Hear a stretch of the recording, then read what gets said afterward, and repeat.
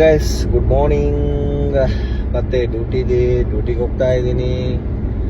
As usual ಆಗಿ morning ಹೇಳೋದು, prepare ಆಗೋದು, ಡ್ಯೂಟಿಗೆ ಹೋಗೋದು, ಡ್ಯೂಟಿ ಮಾಡೋದು, ಮತ್ತೆ ರಿಟರ್ನ್ ಬರೋದು. ಇದೇ ನಮ್ಮದು ಡೈಲಿ ರೊಟೀನ್. ಒಂದು ಮದುವೆ ಇಲ್ಲ, ಮುಂಜೆ ಇಲ್ಲ, ಯಾವುದೇ ಫಂಕ್ಷನ್ಗಳನ್ನ ಅಟೆಂಡ್ ಮಾಡಲಿಕ್ಕಿಲ್ಲ. ಜಸ್ಟ್ ದುಡ್ಡು ಅಷ್ಟೇ, ಅದು ಬಿಟ್ಟರೆ ಬೇರೇನಿಲ್ಲ. ನಮಗೆಲ್ಲ ಊರಿಗೆ ಬಂದು ಯಾವ್ದಾದ್ರು ಒಂದು ಮದುವೆ ಅಟೆಂಡ್ ಮಾಡೋದು, ಯಾವ್ದಾದ್ರು ಒಂದು ಸಣ್ಣ ಫಂಕ್ಷನ್ ಅಟೆಂಡ್ ಮಾಡೋದು ಅಂತ ಹೇಳಿದ್ರೆ ಏನೋ ಒಂದು ನಿಧಿ ಸಿಕ್ದಂಗೆ ಅಷ್ಟು ಫೀಲ್ ಆಗುತ್ತೆ.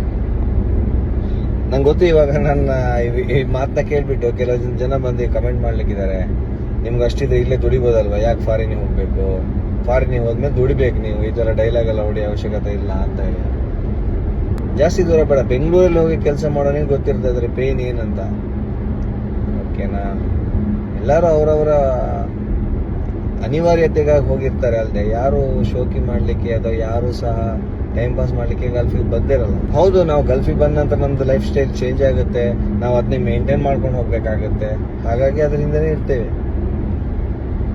ನಮಗೂ ಒಂದು ಕಾಲ ಬರ್ಬೋದಲ್ವಾ ಫ್ರೆಂಡ್ಸ್, ಊರಲ್ಲಿ ಬಂದು ಸೆಟ್ಲ್ ಆಗುವಂಥ ಕಾಲ ಬರ್ಬೋದು. ತುಂಬ ಬೇಜಾರಾಗುತ್ತೆ.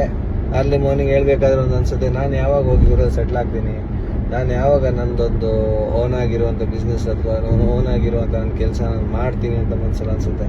ನಿಮಗೂ ಅನಿಸ್ತಾ ಇದೆಯಾ? ಯಾರೆಲ್ಲ ಫಾರಿನಲ್ಲಿದ್ದಾರೆ, ಸೊ ಹಾಗಿದ್ರೆ ಕಮೆಂಟ್ ಮಾಡಿ. ನನಗೆ ಈಗ 13 ಇಯರ್ಸ್ ಆಯಿತು.